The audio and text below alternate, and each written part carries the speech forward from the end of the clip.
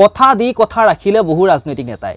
কাৰণ তপন গগৈ যদি হাৰে তেতিয়াহ'লে কিছু নেতাই ৰাজনীতি এৰিম বুলি কৈছিল দুই এজন নেতাই গতিকে তেওঁলোকে এতিয়া কথা দি কথা ৰাখিছে কেনেকৈ কথা দি কথা ৰাখিছে এই ভিডিঅ'টো আপোনালোকে চাব ভিডিঅ'টো সম্পূৰ্ণকৈ চালেহে আপোনালোকে গম পাব সঁচাকৈ তেওঁলোকে ৰাজনীতি এৰিব নেকি ৰাজনীতি তেওঁলোকে এৰিব পাৰিবনে আপোনালোকৰ মনত হয়তো এনেকুৱা প্ৰশ্নবোৰ আহিছে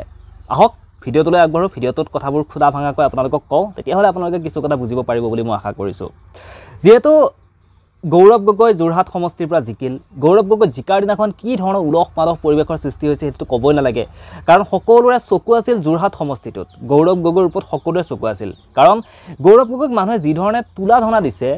বিৰোধী পক্ষৰ কিছু সংখ্যকে যি ধৰণে গৌৰৱ গগৈৰ ওপৰত মানে ঠাট্টা কৰে গৌৰৱ গগৈক যি ধৰণে ইটিকিং কৰে সৰু ল'ৰা বুলি কয় দেউতাকৰ জহতে ৰাজনীতি খেলিব পোৱা বুলি গৌৰৱ গগৈক কয় গতিকে সেইজন গৌৰৱ গগৈ যিহেতু যোৰহাট সমষ্টিবাসীয়ে গৌৰৱ গগৈক চিনি পালে গৌৰৱ গগৈ যি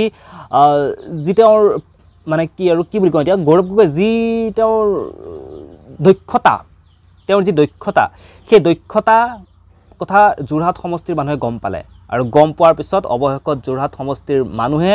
গৌৰৱ গগৈক আঁকোৱালি ল'লে আৰু এতিয়া আঁকোৱালি লোৱাৰ আগতেতো বহু বিৰোধী পক্ষৰ বহু নেতা আছিল তেওঁলোকে কৈছিল যে গৌৰৱ গগৈ জিকিব নোৱাৰে জিকিলে মই ৰাজনীতি এৰিম এজনে ক'ব মই বাওঁহাতেদি গৌৰৱ গগৈ নিজিকে বুলি মই লিখি দিব পাৰিম এজনে কয় বোলে গৌৰৱ গগৈ যিটো সমষ্টিত সেই সমষ্টিটোত আমাৰ দলটোৱে গৌৰৱ গগৈটো হাৰিব আমি সকলোতকৈ বেছি ভোট লৈ আমি জিকিম এতিয়া তেওঁলোকৰ মুখ ঠেকেচা খালে তেওঁলোকে এতিয়া মুখ ঠেকেচা খাইছে আৰু এতিয়া মুখ ঠেকেচা খোৱাৰ পিছত এটা সাধাৰণতে মানুহৰ লাজ থাকিব লাগে কিন্তু তেওঁলোক ইমানখিনি নিৰ্লজ্জ কেনেকৈ হ'ব পাৰে সেইটো মই বুজি নাপাওঁ তেওঁলোকৰ লাজ চৰমবোৰ ক'ত তেওঁলোকে পুৰি খাই দিয়ে সেইটো মই বুজি নাপাওঁ যিহেতু তেওঁলোকে গোটেই সমাজখন প্ৰতিনিধিত্ব কৰি আছে তেওঁলোকে সমস্যাবোৰৰ ওপৰত তেওঁলোকে সকলোবোৰ তেওঁলোকৰ দখল থাকে সকলোবোৰৰ ওপৰতে সমস্যাসমূহৰ ওপৰত সমাজখনৰ ওপৰত গতিকে তেওঁলোকে যেতিয়া মুখৰ তেওঁলোকৰ যেতিয়া লাগাম নাথাকে তেওঁলোকে যেতিয়া কথা দি তেওঁলোকে যেতিয়া কথাবোৰ ৰাখিব নোৱাৰে তাৰ পিছৰ মুহূৰ্তত যেতিয়া কাৰণ ছ'চিয়েল মিডিয়াত সেই নিউজবোৰ ওলাই থাকে সেই নিউজবোৰ ছ'চিয়েল মিডিয়াত প্ৰচাৰ হৈয়ে থাকে তেতিয়া তেওঁলোকে লাজ নাপায়নে এনেকুৱা বহু দেখিছোঁ কেৱল গৌৰৱ গগৈৰ এই নিৰ্বাচনৰ ক্ষেত্ৰত এইটোৱে বুলি নহয় এনেকুৱা বহু দেখিছোঁ বহুত এনেকুৱা প্ৰভাৱশালী নেতা থাকে যিসকল নেতাই ৰাতিপুৱা এটা কথা ক'ব কিন্তু ৰাতিপুৱাৰ কথা কোৱা কথাখিনি পিছবেলা ভাগত সেই কথাখিনি সম্পূৰ্ণ বেলেগ হৈ যায় এনে প্ৰভাৱশালী নেতা থাকে যি কয় যে মই 2022 বৰ্ষৰ পৰা মই আৰু ৰাজনীতিত নকৰোঁ কিন্তু তেওঁ 2023, 24, 25 তেনেকৈ তেওঁ ৰাজনীতি কৰি গৈয়ে থাকে গতিকে তেওঁলোকৰ ক'ৰবাত লাজ বোলা বস্তুটো তেওঁলোকে নোহোৱা কৰি পেলাই তেওঁলোকে লাজ বোলা বস্তুটো তেওঁলোকে পুৰি খাই শেষ কৰি দিয়ে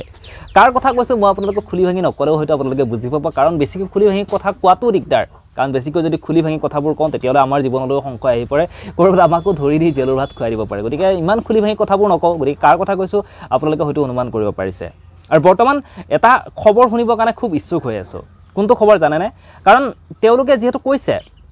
যে তপন গগৈ যদি হাৰে ৰাজনীতিত এৰিম বুলিকে এতিয়া যিজন ব্যক্তিয়ে কৈছে যে তপন গগৈ হাৰিলে ৰাজনীতি এৰিম বুলি সেই ব্যক্তিজনে এতিয়া ৰাজনীতি এৰিছে বুলি কথা দি কথা ৰাখিছে টিভিৰ মজিয়াত এতিয়া এনেকুৱা সাংবাদিকসকলে চিঞৰি চিঞৰি কোৱাটো শুনিব মন গৈছে যে কথা দি কথা ৰাখিছে এইজন প্ৰভাৱশালী মন্ত্ৰীয়ে তেওঁ গৌৰৱ গগৈ জিকিলে ৰাজনীতি এৰিম বুলি কৈছিল আৰু এতিয়া ৰাজনীতি এৰিবলৈ সিদ্ধান্ত লৈছে এইজন প্ৰভাৱশালী নেতাই তেনেকুৱা এটা খবৰ শুনিবৰ কাৰণে ইচ্ছুক হৈ আছোঁ গতিকে আপোনালোকেও নিশ্চয় তেনেকুৱা এটা খবৰ শুনিবৰ কাৰণে যদি খবৰ শুনিবৰ কাৰণে হয়তো আপোনালোকেও ইচ্ছুক হৈ আছে নহয় জানো গতিকে দেখা যাওক সময়ত কি হয় তেওঁলোকে এৰিব নোৱাৰে ৰাজনীতি কাৰণ তেওঁলোকে হিৰে হিৰে তেজে তেজে তেওঁলোকৰ ৰাজনীতি জড়িত হৈ আছে তেওঁলোকে ৰাজনীতি কৰিব লাগিব কিন্তু যিটো বস্তু তেওঁলোকে নোৱাৰে যিটো কাম তেওঁলোকে কৰিব নোৱাৰে এনেই মুখত মানে জহ ফুটাবলৈ কিছুমান কথা তেওঁলোকে কিহৰ বাবে কয় কোনোবা এটা মানুহক উপলুঙা কৰিবৰ কাৰণে মানুহ এজনক মেণ্টেলি তেওঁক ডাউন পেলাবৰ কাৰণে তেওঁলোকে এইবোৰ কথা নভবা নিচিনাকৈ হঠাৎ কিহৰ কাৰণে কৈ দিয়ে কাৰণ যিটো কাম তেওঁলোকে কৰিবই নোৱাৰে তেনেকুৱা ব্যক্তি যেতিয়া কথাবোৰ কথা দি কথা নাৰাখে আগন্তুক সময়ত তেওঁলোকে যেতিয়া ৰাইজৰ আগত যেতিয়া যাই কিনে আশ্বাস দিব যেতিয়া ক'ব যে আপোনালোকক আমি এইখিনি কাম কৰিম আপোনালোকৰ ওচৰত আমি তেনেকুৱা কাম কৰিম তেনেকুৱা কাম তেওঁলোকে যেতিয়া ৰাইজৰ ওচৰত গৈ প্ৰতিশ্ৰুতিবোৰ দিব ৰাইজক যেতিয়া তেওঁলোকে ক'ব যে আপোনালোকৰ সমস্যাসমূহ আমি দূৰ কৰিম তেতিয়া ৰাইজে সেই কথাবোৰ ৰাইজৰ মনত নাথাকিবনে যে এইজন নেতাইটো এটা সময়ত এনেকুৱাকৈ কৈছিল তেওঁ জানো তেনেকুৱা কাম কৰিব পাৰিলে নোৱাৰিলে ন গতিকে তেতিয়া ৰাইজৰ মনত সেই বস্তুটো সোমাই যায় আৰু এতিয়া আমি যি ধৰণে আলোচনা কৰোঁ দুই এজন লগ হোৱাৰ লগে লগে এতিয়া আৰু বৰ্তমানতো ছ'চিয়েল মিডিয়াৰ যুগ আৰু মানে একদম কথাবোৰ চমু চাপি আহিছে যে ইজিলি মানুহে কথাবোৰ গমেই পায় কোনে কি কৈছে কোনেও কি কোৱা নাই কাৰণ ছ'চিয়েল মিডিয়াটো সকলোৱে খুচৰিয়ে থাকে কোনে কেতিয়া এবছৰ আগত কোনে কি কৈছিল কোনে চৌকাত ভাত ৰান্ধিলে কোনে কেঞ্চাৰ হয় বুলি কৈছিল ইত্যাদি ইত্যাদি কথাবোৰ কোনে পাপ কৰিলে পূৰ্বজন্মৰ পাপৰ ফলত কেঞ্চাৰ হয় বুলি কোনে কৈছিল ইত্যাদি কথাবোৰ এতিয়া ফেচবুকত উনুকিওৱা হৈয়ে থাকে গতিকে তেওঁলোকে যেতিয়া পিছৰ সময়ত তেওঁলোকে নিৰ্বাচনৰ সময়ত তেতিয়া ক'ৰবাত যায় কিন্তু তেওঁলোকে যেতিয়া মানে ক'ৰবাত ভোট বিচাৰে ভোটৰ সময়ত তেতিয়া মানুহে তেওঁলোকক কি ধৰণে বিশ্বাস কৰিব কাৰণ তেওঁলোকে প্ৰথম অৱস্থাত যি ধৰণে ৰাইজক বিশ্বাস দিব লাগিছিল তেওঁলোকে ৰাইজক যেনেকৈ তেওঁলোকে বিশ্বাসখিনি দিব লাগে প্ৰথমতে তেওঁলোকে যিবোৰ কথা কয় তেওঁলোকৰ নিজৰ মুখৰ লাভবান নাই বুলি ক'লে ভুল নহ'ব তেওঁলোকৰ যি বান্ধোন থাকিব লাগে মুখৰ কথা দি কথা ৰখাৰ যিটো তেওঁলোকৰ এটা কথা দি কথা ৰাখিব পৰাকৈ তেওঁলোকৰ যিটো মানে ক্ষমতা থাকিব লাগে সেইখিনি তেওঁলোকৰ নাই তেওঁলোকে যদি কথা দি কথা ৰাখিবই নোৱাৰে পিছত সমস্যাসমূহ তেওঁলোকে কি ধৰণে সমাধান কৰিব তেওঁলোকৰ কথাবোৰ পিছত যি ধৰণে জনতাৰ সমস্যাবোৰ সমাধান কৰিম বুলি তেওঁলোকে যি বিশ্বাস দিব যি কথা তেওঁলোকে ৰাইজৰ আগত দিব সেই কথাবোৰ ৰাইজে কেনেকৈ বিশ্বাস কৰিব আৰু বৰ্তমানতো সকলোবোৰ স্মাৰ্ট হৈ গৈছে সকলো বুদ্ধিয়ক হৈ পৰিছে আগৰ দৰে কোনো জনতা মূৰ্খ হৈ থকা নাই আজিকালি সকলোৱে গম পোৱা হৈছে সকলোৱে বুজি পোৱা হৈছে আৰু তাৰ বাবে চাগে এইবাৰ নিৰ্বাচনৰ সময়ত অলপমান আপোনালোকে গম পাইছে যে ৰাইজে এইবাৰ কি ধৰণে কাক কেনেকৈ আঁকোৱালি লৈছে গতিকে তেনেকুৱা এটা খবৰ শুনিবৰ কাৰণে মই সাজু হৈ আছোঁ যে এইবাৰ ৰাজনীতি এৰিলে অমুকটো মানে জনপ্ৰতিনিধিয়ে তেওঁ যিহেতু কৈছিল গৌৰৱ গগৈ যদি হাৰে তেতিয়াহ'লে মই নিৰ্বাচন নেখেলোঁ বুলি তেনেকুৱাকৈ কোনোবা এজনে ক'ব কোনোবা এজন প্ৰভাৱশালী নেতাই তেওঁলোকে কথা দি কথা ৰাখিব সেইটো বিচাৰি আছোঁ কোনোবা এজনে যিধৰণে কথা দিছিল যে মই বাওঁ হাতেদি লিখি দিম গৌৰৱ এতিয়া তেওঁ বাৰু লাজ নালাগেনে তেওঁ দেখাটো পাইছে ছ'চিয়েল মিডিয়াত এইবোৰ তেওঁলোকলৈ যে পষ্টবোৰ শ্বেয়াৰ হৈ থাকে তেওঁলোকেতো দেখা পায় দেখা পোৱাৰ পিছত তেওঁলোকৰ সেইখিনি সময়ত লাজমান নাথাকে জানো কাৰণ বৰ হাঁহি উঠা কথা হাস্যকৰ হৈ পৰে আৰু এজনে কৈছিল যে গৌৰৱ গগৈ দেউতাকৰ জহতহে তেওঁ ইমান দিন টিকিব পাৰিছে এতিয়া অকলে কেনেকৈ খেলে চাওঁ এতিয়া অকলে তেওঁ টিকিব নোৱাৰিব ইমান দিন টিকিছে দেউতাকৰ জহতহে টিকিছে গতিকে এতিয়া চাওক গৌৰৱ গগৈ অকলে কি কৰি দেখুৱালে যিজন মানুহক মানুহে ইটিকিং কৰিলে এটা সময়ত বহুতে তেওঁ মতা মাছ মাইকী মাছ চিনি নোপোৱাৰ কথা লৈ কিনি আৰু সেইজন মানুহে এতিয়া কি কৰিলে ৰাইজে এতিয়া তেওঁক অসমৰ গৌৰৱ বুলি কৈছে আজি অসমৰ গৌৰৱ বুলি গৌৰৱ গগৈক কৈছে এবাৰ গতিকে আচৰিত হৈ পৰিছে বৰ্তমান আশা কৰিছোঁ যে তেওঁ যিধৰণে কথাবোৰ দিছে যিধৰণে প্ৰতিশ্ৰুতিবোৰ দিছে প্ৰতিশ্ৰুতিবোৰ তেওঁ ৰাখিব আৰু এতিয়া প্ৰাক্তন প্ৰয়াত মুখ্যমন্ত্ৰী তৰুণ গগৈদেৱ তেওঁ চাগে য'ত আছে আজি এইখিনি সময়ত তেওঁক স্মৰণ কৰিছোঁ তেওঁ য'ৰ পৰাই আছে তাৰ পৰাই তেওঁ চাই চাগে বহুত সুখী হৈছে কাৰণ তেওঁৰ পুত্ৰই আজি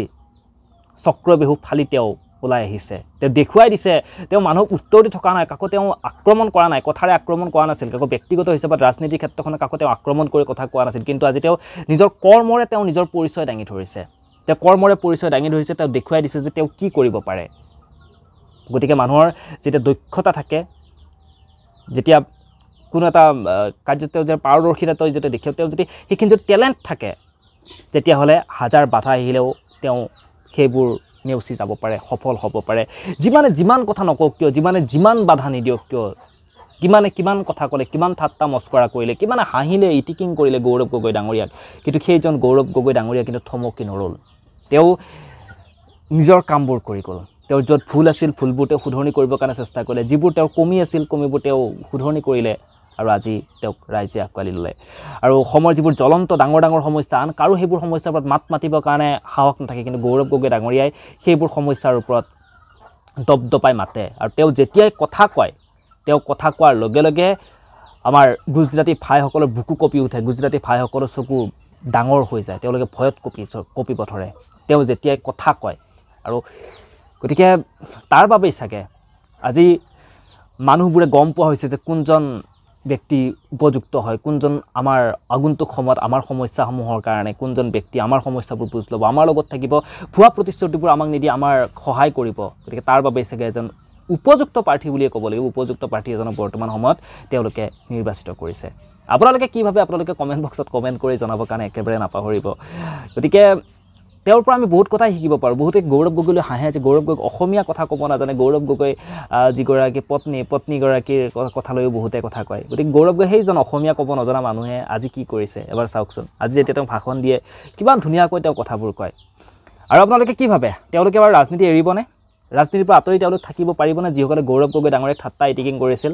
আপোনালোকে কি ভাবে কমেণ্ট বক্সত কমেণ্ট কৰিব পাৰে গতিকে ইমান কাৰো মই নাম ইয়াতে মেনশ্যন কৰা নাই কিন্তু কোনে এৰিব বুলি কৈছিল কোনে থাকিব বুলি কৈছিল গতিকে আপোনালোকে নিজেই ভাবি লওক ইয়াতে কাৰ কথা কোৱা হৈছে কোন থাকিব কোন যাব গতিকে মতামতবোৰ আপোনালোকে দিব কমেণ্ট বক্সত কমেণ্ট কৰি তেতিয়াহ'লে আজিৰ এই ভিডিঅ'টোৰ পৰা মই ইমানতে বিদায় লৈছোঁ যদি মোৰ ভিডিঅ'সমূহ আপোনালোকে প্ৰথমবাৰৰ কাৰণে চাই আছে তেতিয়াহ'লে চেনেলটো ছাবস্ক্ৰাইব কৰিব কাষত থকা বেল আইকনটো বজাবৰ কাৰণে একেবাৰে নাপাহৰিব তেতিয়াহ'লে আজিৰ এই ভিডিঅ'টোৰ পৰা ইমানতে বিদায় লওঁ পুনৰ লগ পাম নতুন কিছু কথাৰে নতুন কিছু চিন্তাৰে তেতিয়াহ'লে ইমানতে সামৰিছোঁ বাই বাই